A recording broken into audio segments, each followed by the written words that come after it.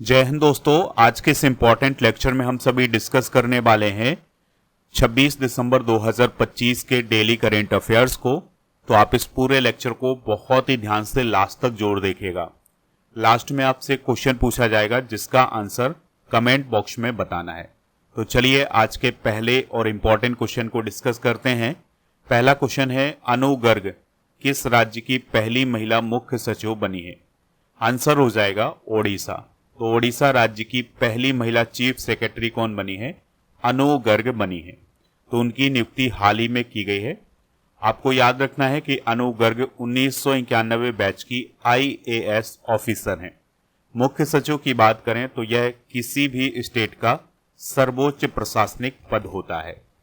ओडिशा की भी बात कर लेते हैं तो ओडिशा का गठन 1 अप्रैल 1936 को हुआ था, इसलिए 1 अप्रैल को उत्कल दिवस भी मनाया जाता है। राजधानी इसकी भुवनेश्वर है।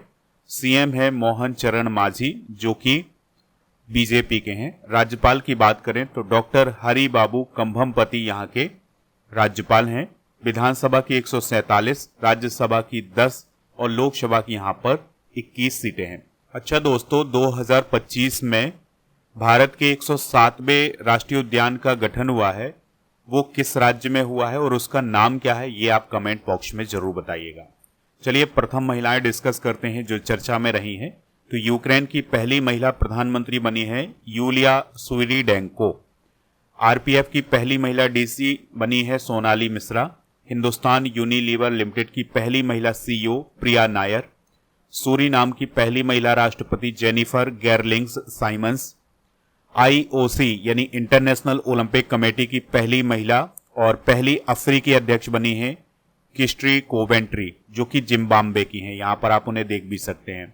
भारतीय नौसेना में पहली महिला फाइटर पायलट आस्था पूनिया। राष्ट्रपति की पहली महिला एडीसी यशस्वी सोलंकी बनी है। ब्रिटेन की खुफिया एजेंसी MI6 की पहली महिला प्रमुख ब्लेज मैट्रेवेली बनी है। और माउंट एवरेस्ट पर चढ़ने वाली CISF की पहली महिला अधिकारी कौन बनी है? गीता सामोता। अगला क्वेश्चन है, प्रधानमंत्री नरेंद्र मोदी ने राष्ट्र प्रेरणा स्थल का उद्घाटन कहाँ किया है? तो इसका उद्घाटन लखनऊ में किया है। तो उत्तर प्रदेश के लखनऊ में प्रधानमंत्री मोदी जी के द्वारा राष्ट्र प्रेरणा स्थल का उद्घाटन किया गया है। और यह उद्घाटन कब किया गया है? 25 दिसंबर 2025 को। ठीक है, तो 25 दिसंबर को पूर्व प्रधानमंत्री अटल बिहारी वाजपेयी जी की 101वीं जयंती मनाई गई है। तो इसी अवसर पर लखनऊ में राष्ट्र प्रेरणा स्थल का उद्घाटन किया गया है मोदी जी के द्वारा। यह जो स्थल बनाया गया है इसमें डॉक्टर श्यामा प्रसाद मुखर्जी, पंडित दीनदयाल उपाध्याय और अटल बिहारी वाजपेयी जी की स्मृति और योगदान को बताया गया है और उन्हीं को यह समर्पित किया गया है। राष्ट्र प्रेरणा स्थल लखनऊ के वसंत कुंज क्षेत्र में बनाया गया है। और ये जो कैंपस बनाया गया है इसका क्षेत्रफल लगभग 65 एकड़ का है। और यहाँ पर 65 फीट ऊंची कांस्य प्रतिमाएं स्थापित की गई हैं। तो इसमें अटल बिहारी वाजपेयी जी, पंडित दीनदयाल उपाध्याय और श्यामा प्रसाद मुखर्जी जी की प्रतिमा बनाई गई हैं। और ये 65 फीट ऊंची कांस्य प्रतिमाएं हैं। इसमें जनसंघ और भाजपा की यात्रा को तस्वीरों और प्रतीकों के माध्यम से दिखाया गया है। इस स्थल का उद्देश्य राष्ट्रीय चेतना और प्रेरणा को जन जन तक पहुंचाना है। और दोस्तों इसके निर्माण पर लगभग 230 करोड़ रुपए की लागत आई है। तो ये सारे इंपॉर्टेंट फैक्ट आप नोट जरूर करें। नेक्स्ट क्वेश्चन है, हाल ही में केंद्र सरकार ने किस एयरलाइन के संचालन के लिए NOC दिया है? आंसर हो जाएगा संख एयर, अल हिंद एयर और फ्लाई एक्सप्रेस। तो इसका जो राइट आंसर हो जाएगा वो हो जाएगा उपरोक्त सभी। तो दोस्तों भारत में 3 नई एयरलाइन शुरू होने जा रही हैं जिनके नाम क्या हैं? संख एयर, अल हिंद एयर और फ्लाई एक्सप्रेस। तो इसके लिए केंद्र सरकार ने NOC प्रदान की है इन तीनों एयरलाइंस को, यानी नो ऑब्जेक्शन सर्टिफिकेट प्रदान किया है। दोस्तों NOC मिलने के बाद ये एयरलाइंस अब DGCA से एयर ऑपरेटर परमिट प्राप्त करेंगी। और जैसे ही इन्हें एयर ऑपरेटर परमिट मिल जाएगा और फिर इनकी जो फ्लाइट्स हैं वो शुरू हो जाएंगी। ठीक है, तो इन 3 एयरलाइन के नाम जरूर याद रखिएगा, संख एयर, अल हिंद एयर और फ्लाई एक्सप्रेस। अब यहां पर हम बात करेंगे संख एयर की। तो इसकी स्थापना 2023 में हुई थी। इसके संस्थापक हैं श्रवण कुमार विश्वकर्मा। एयरलाइन उत्तर प्रदेश में स्थित संख एविएशन के द्वारा संचालित होगी। इसके वर्तमान में चेयरमैन और एमडी हैं श्रवण कुमार विश्वकर्मा। और दोस्तों इसका ध्येय वाक्य है वसुधैव कुटुंबकम। इसका केंद्र उत्तर प्रदेश के लखनऊ और नोएडा में होगा, ये बात भी आप याद। दोस्तों अल हिंद एयर के बारे में भी बात करते हैं तो इसकी स्थापना 20 सितंबर 2024 को हुई है। इसके संचालन का केंद्र केरल होगा। इसका मुख्यालय कोच्चि केरल में होगा। इसके प्रमुख हैं मोहम्मद हारिस टी।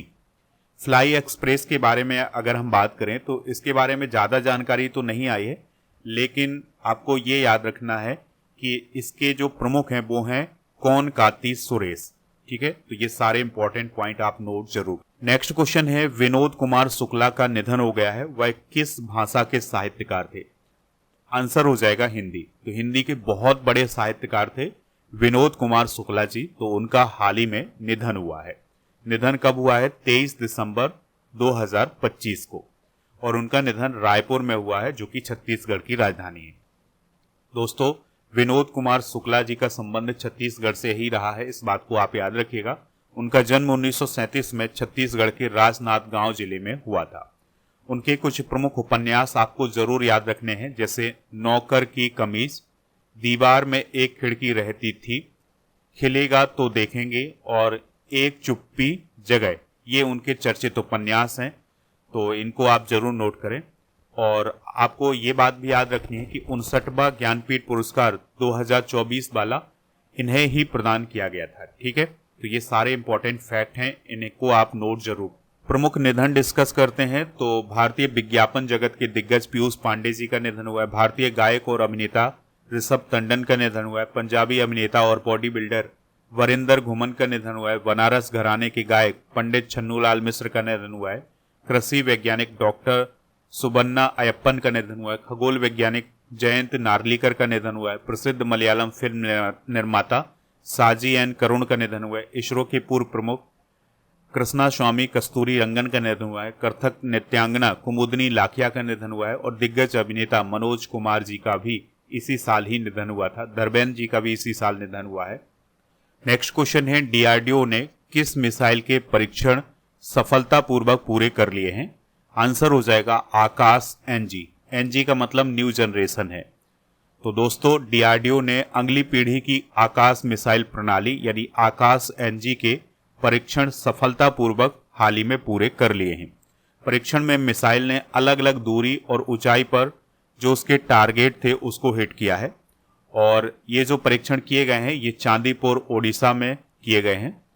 और इन परीक्षण करने का उद्देश्य था कि जो मिसाइल की वास्तविक क्षमता है उसका मूल्यांकन करना, यानी कि मिसाइल किस प्रकार से काम करती है तो उसकी क्षमता का मूल्यांकन करने के लिए ये टेस्ट किए गए हैं। आकाश एनजी की बात करें तो यह एक सतह से हवा में मार करने वाली नेक्स्ट जनरेशन की मिसाइल है और इसकी रेंज है लगभग 30 से 80 किलोमीटर तक और इसकी ऊंचाई क्षमता है 18 किलोमीटर तक।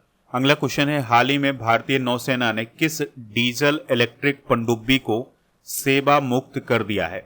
आंसर हो जाएगा आईएनएस सिंधु घोष। तो दोस्तों आईएनएस सिंधु घोष को हाल ही में इंडियन नेवी के द्वारा रिटायर किया गया है। ठीक है, तो ये काफी इंपॉर्टेंट क्वेश्चन बन जाता है, इस प्रकार के क्वेश्चन बनते हैं। तो यह एक डीजल इलेक्ट्रिक पनडुब्बी थी तो इसको रिटायर किया गया है। 1985 में इसको इंडियन नेवी में कमीशन किया गया था, अब इसे रिटायर किया गया है। यह एक डीजल इलेक्ट्रिक पनडुब्बी थी। इसे भारत ने सोवियत संघ यानी रूस से खरीदा था और यह सिंधु घोष श्रेणी जिसे किलो क्लास बोला जाता है उसकी पहली पनडुब्बी थी और इसका मुख्य काम समुद्री सुरक्षा और निगरानी था। अगला क्वेश्चन है धनु यात्रा उत्सव का आयोजन ओडिशा के किस शहर में हुआ है? आंसर हो जाएगा वारगढ़ में। तो दोस्तों धनु यात्रा उत्सव का आयोजन ओडिशा के वारगढ़ में हुआ है। यह विश्व का सबसे बड़ा खुले मंच का नाट्य उत्सव माना जाता है। 11 दिनों तक इसका आयोजन किया जाता है। इस उत्सव में भगवान कृष्ण के जन्म से लेकर कंस वध तक की कथा का मंचन किया जाता है। ओडिशा सरकार ने इसके लिए 1 करोड़ रुपए की सहायता राशि भी दी है। दोस्तों यहाँ पर हम 2025 के प्रमुख उत्सव भी डिस्कस करेंगे। तो शुरू समर फेस्टिवल लद्दाख में, 26वां दिव्य कला मेला पटना बिहार में, गाय जात्रा महोत्सव 2025 नेपाल में, मारवत महोत्सव नागपुर महाराष्ट्र में, वेह दैन खलम उत्सव मेघालय में, मेमोंग महोत्सव मेघालय में, हरेला उत्सव उत्तराखंड में, पुष्कर कुंभ उत्तराखंड में, रममान उत्सव उत्तराखंड में, खीर भवानी उत्सव जम्मू कश्मीर में, लेवेंडर उत्सव जम्मू कश्मीर में, अंबुबाची मेला असम में, वोनालू उत्सव तेलंगाना में और सिरू लिली उत्सव मणिपुर में मनाया गया है। आपको बताना है दोस्तों कमेंट बॉक्स में कि अगला क्वेश्चन है Subansiri lower hydro electric project किस नदी पर स्थित है जिसकी यूनिट 2 हाल ही में शुरू की गई है। तो ये सुबनसिरी नदी पर स्थित है। तो दोस्तों Subansiri lower hydro electric project की यूनिट 2 को हाल ही में शुरू किया गया है जिसकी क्षमता 250 मेगावाट है और ये जो पूरा प्रोजेक्ट है इसकी क्षमता है 2000 मेगावाट की। तो अभी इसकी यूनिट 2 शुरू की गई है। इसमें 250 मेगावाट की 8 इकाइयां हैं। तो इसमें पहली इकाई और दूसरी इकाई को शुरू कर दिया गया है और यह प्रोजेक्ट अरुणाचल प्रदेश और असम की सीमा पर सुबनसिरी नदी पर स्थित है। इसका डेवलपमेंट NHPC के द्वारा किया गया है। यह भारत की सबसे बड़ी जल विद्युत परियोजना है, इस बात को भी आप याद रखिएगा। और इसमें उत्तर पूर्वी भारत का सबसे बड़ा बांध भी शामिल है। क्वेश्चन है भारत में वीर बाल दिवस कब मनाया जाता है। तो 26 दिसंबर को भारत में वीर बाल दिवस मनाया जाता है।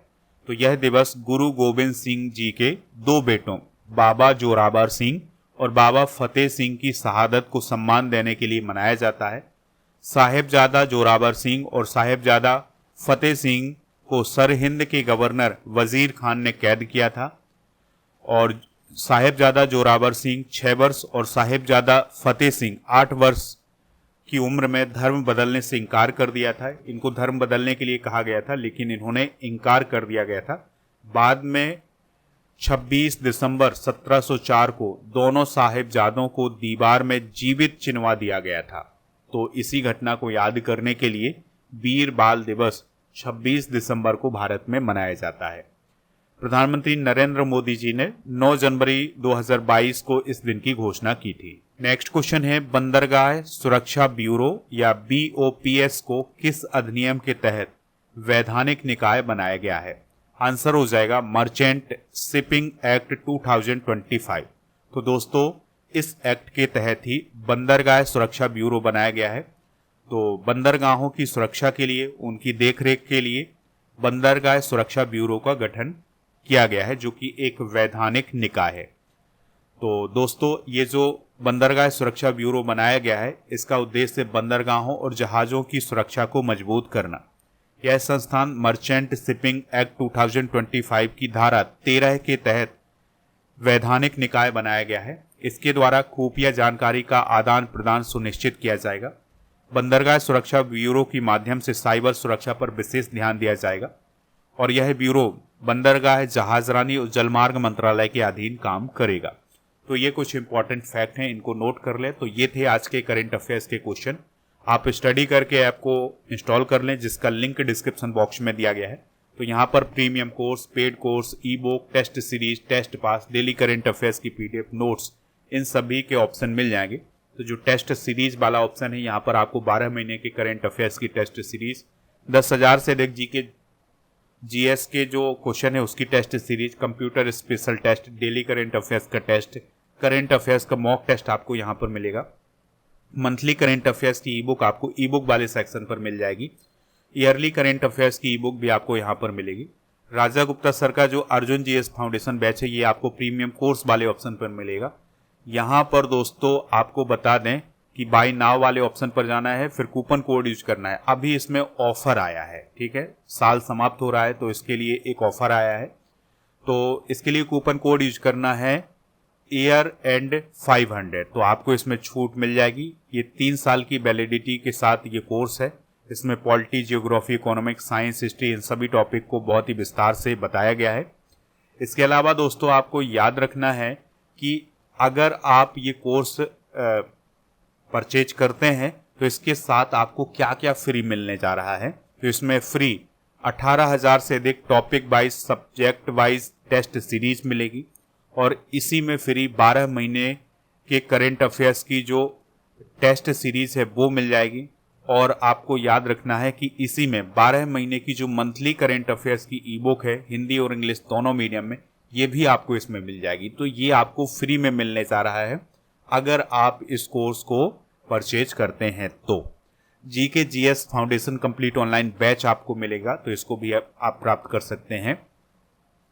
कल के करंट अफेयर्स को रिवाइज करते हैं। सुशासन दिवस कब मनाया जाता है? 25 दिसंबर। इसरो ने ब्लू बर्ड ब्लॉक 2 सैटेलाइट किस रॉकेट से लॉन्च किया है? तो LVM-3M6 से। 3 साल का रोलिंग बजट लागू करने वाला पहला स्टेट कौन बना है? MP। हाल ही में लॉन्च की गई सनातन संस्कृति की अटल दृष्टि पुस्तक के लेखक कौन है? तो इसके लेखक हैं दोस्तों वासुदेव देवनानी, जो कि राजस्थान के विधानसभा अध्यक्ष हैं। भारतीय तटरक्षक बल ने कौन सा प्रदूषण नियंत्रण पोत शामिल किया है? समुद्र प्रताप। भारत ने श्रीलंका को चक्रवात दितवाह से प्रभावित क्षेत्रों के लिए कितने डॉलर की सहायता पैकेज दिया है? $450 मिलियन। केंद्रीय कोयला एवं खान मंत्री जी किशन रेड्डी ने किस संस्थान में सेंटर ऑफ एक्सीलेंस का उद्घाटन किया है? तो IIT धनबाद में। ग्लोबल फूड सिटी रैंकिंग 2025-26 में पहला स्थान किस शहर को मिला है? तो नेपल्स इटली को मिला है। विज्ञान रत्न पुरस्कार 2025 किसे प्रदान किया गया है? जयंत विष्णु नार्लिकर को। लिस्ट ये क्रिकेट में शतक लगाने वाले दुनिया के सबसे युवा खिलाड़ी कौन बने हैं? वैभव सूर्यवंशी। आज के जनरल नॉलेज के पिटारे में भारत के प्रमुख राजवंश संस्थापक डिस्कस करेंगे। तो हर्यक वंश का संस्थापक बिंबिसार, राजधानी है गिरिब्रज राजगृह। शिशुनाग वंश का संस्थापक शिशुनाग, वैशाली इसकी राजधानी। नंद वंश का संस्थापक महापद्मनंद, पाटलिपुत्र राजधानी। मौर्य वंश का संस्थापक चंद्रगुप्त मौर्य, पाटलिपुत्र राजधानी। शुंग वंश का संस्थापक पुष्यमित्र शुंग, विदिशा, पाटलिपुत्र इसकी राजधानी। कर्ण वंश का संस्थापक वासुदेव कर्ण, पाटलिपुत्र राजधानी। सातवाहन वंश का संस्थापक शिमुख, प्रतिष्ठान इसकी राजधानी थी। कर धामक वंश का संस्थापक मालवा क्षत्रप था, उज्जैनी इसकी राजधानी थी। और सालंग कायन वंश का संस्थापक नंदी वर्मन था, वेंगी इसकी राजधानी थी। तो ये कुछ इंपॉर्टेंट राजवंश हैं और उनके संस्थापक हैं। कल के करंट अफेयर्स में आपसे जो क्वेश्चन पूछा गया था उसका आंसर था इंडिया, तो लगभग सभी लोगों ने इसका आंसर इंडिया बताया हुआ है। आज आपके लिए क्वेश्चन है M.A. चिदम्बरम स्टेडियम कहाँ स्थित है? जो भी इसका राइट आंसर हो कमेंट बॉक्स में जरूर बताएं। और हमारे ऐप को इंस्टॉल कर लें, तो यहाँ पर आपको बहुत सारी ई बुक PDF मिल जाएगी। टेलीग्राम चैनल को ज्वाइन कर लें जिसका नाम स्टडी कर ऑफिशियल है। और 1000 टॉपिक वाइज करंट अफेयर्स की PDF आपको यहाँ पर मिलेगी। टेस्ट पास वाले ऑप्शन पर आपको डेली करंट अफेयर्स का टेस्ट, और इसी ऑप्शन पर आपको 4000 से अधिक टेस्ट मिल जाएंगे 1 साल की वैलिडिटी के साथ। इन सभी को आप प्राप्त कर सकते हैं।